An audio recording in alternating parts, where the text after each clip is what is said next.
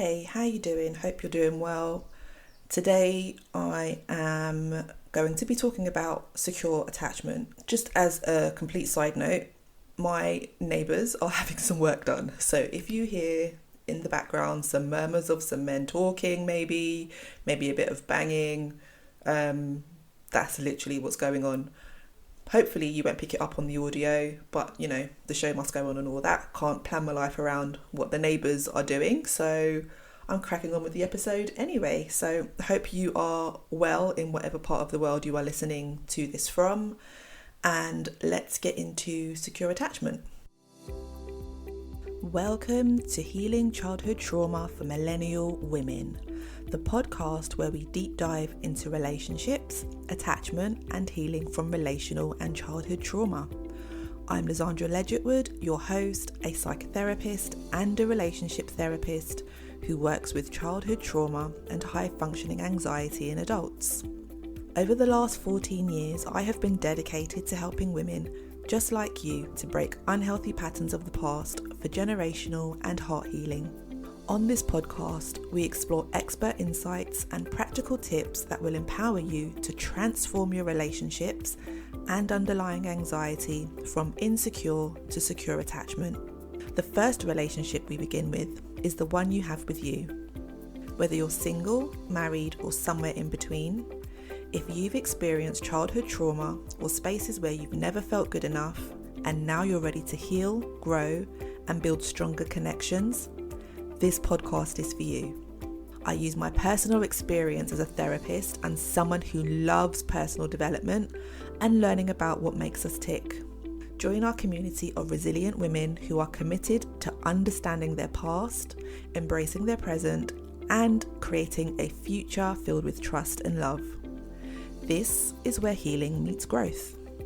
So let's dive in and start this journey together.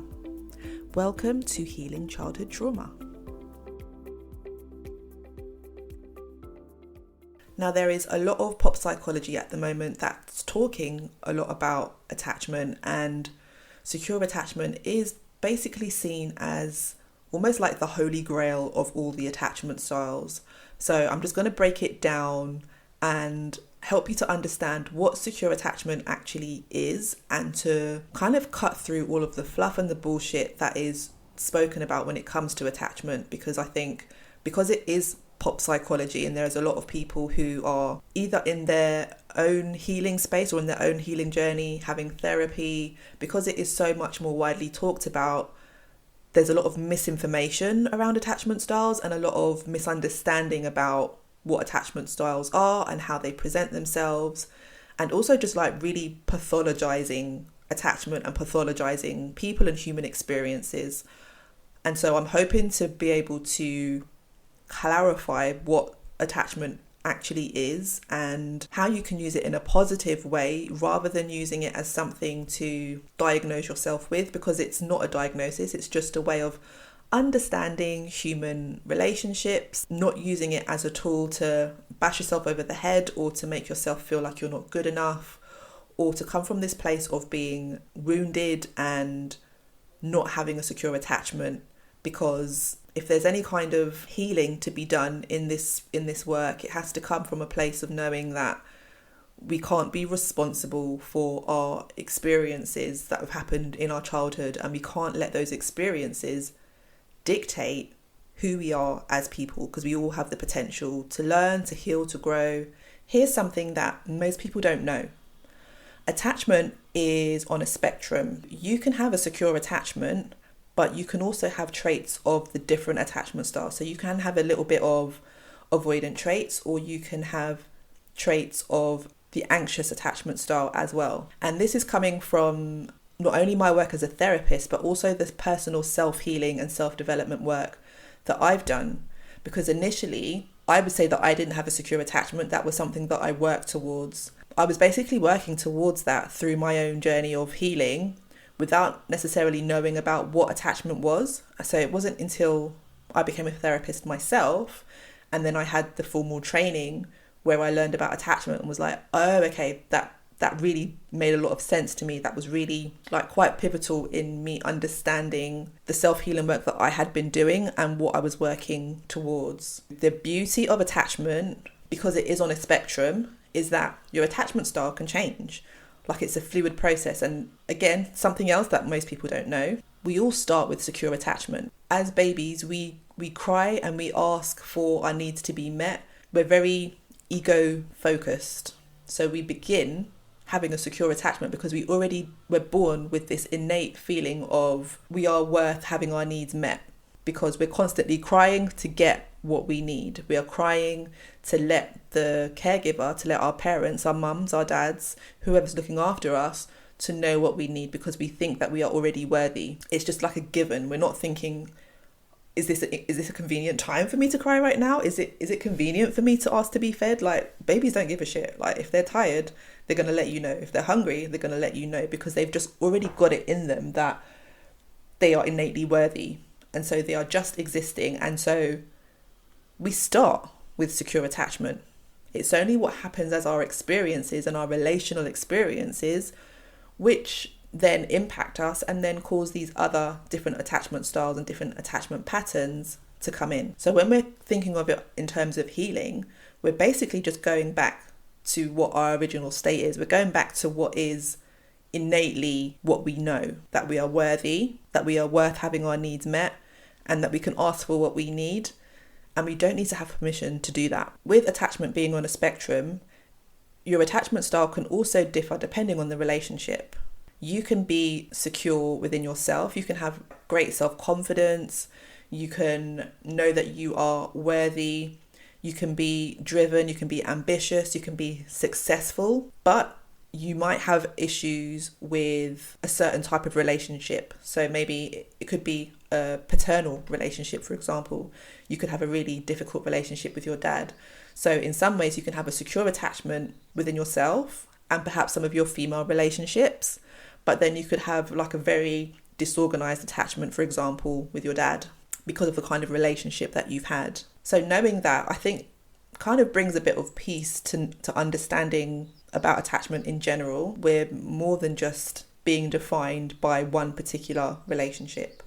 And so that means you have the potential to develop more of your relationships into secure attachment. So what does that mean? When you have a secure attachment, you find relationships generally to be quite easy. And when I say easy, because you have a strong sense of who you are, it makes it quite easy for you to then relate to others and for you to be able to set boundaries in your relationship and to be attracted to people who are also quite open to having relationships where people are free to be themselves and not worried about pleasing others, because they've already got that sense of being anchored within themselves. So they're bringing themselves into relationships being already quite secure.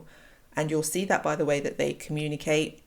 You'll see that they're quite consistent in how they show up in their relationships, and they say what they're going to do and they mean what they say. People who are securely attached tend to not be defined by their relationships or by their relationship status. Them being in a relationship is fine. That's considered like a bonus, but it doesn't mean that they have to be in a relationship. They don't have to be speaking to somebody romantically in order for them to feel worthy or for them to feel enough.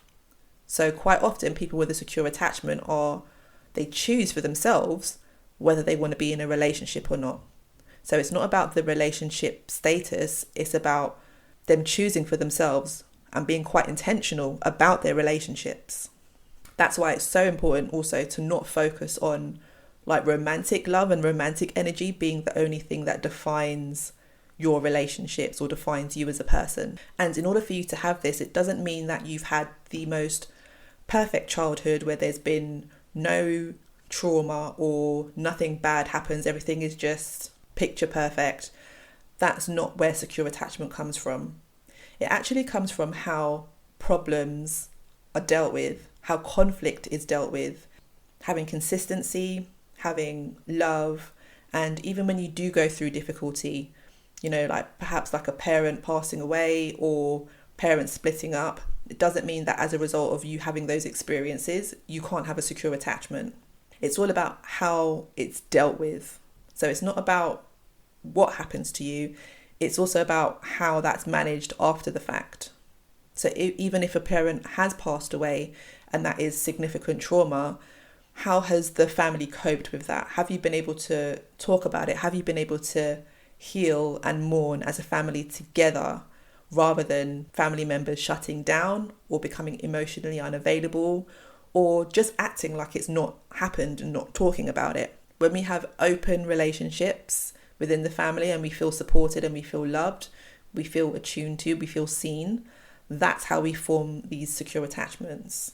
If you're interested in learning about how you can become more secure, you can join my Facebook group, or you can find out more about my program, which is literally what we do. We learn about how we can become more secure in our relationships.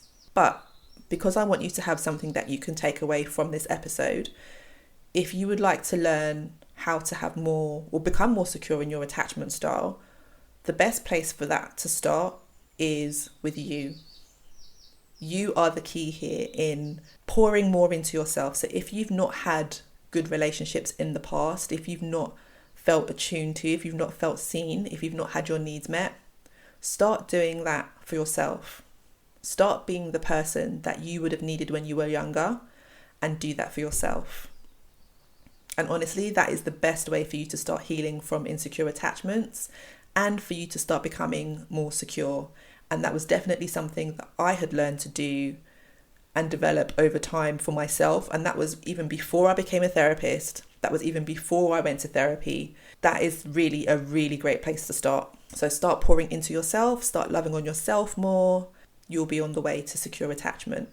I will definitely be sharing more about secure attachments and healthy relationships and all of that good stuff. I do also have a free guide, which is the ultimate guide to secure relationships. If you don't already have that guide, there's also some really useful prompts in there, some journaling exercises and ways that's going to help you to become more self-aware and more self-reflective and understanding more about your patterns, just to have all around better relationships. And I will put that in the show notes. That's it for now. Hope you take really good care of yourself, and I will speak to you very, very soon. Bye. Thank you for joining this episode of Healing Childhood Trauma. I hope you found today's discussion insightful and empowering. Remember, healing is a journey and you are not alone on this path. If you enjoyed this episode, please subscribe, rate, and leave a review on your favourite podcast platform. And you can share this episode with a friend. Your feedback helps this podcast to reach more women who are ready to heal and build secure, healthy relationships and heal from the past.